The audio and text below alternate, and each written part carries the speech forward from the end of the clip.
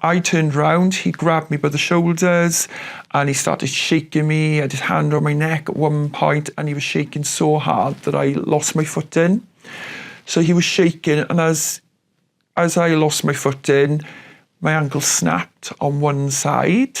As I screamed, he just continued to carry on shaking me. So my daughter, who was 7 then, jumped on his back.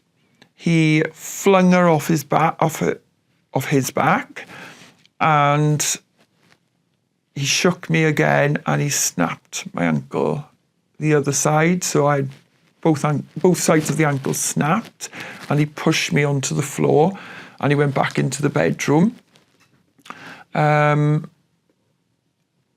obviously the pain was extreme. I had a bit of a sense of confusion because I didn't know what was going on. I felt distraught, scared, because I thought didn't know if it was going to get worse or anything else was going to happen.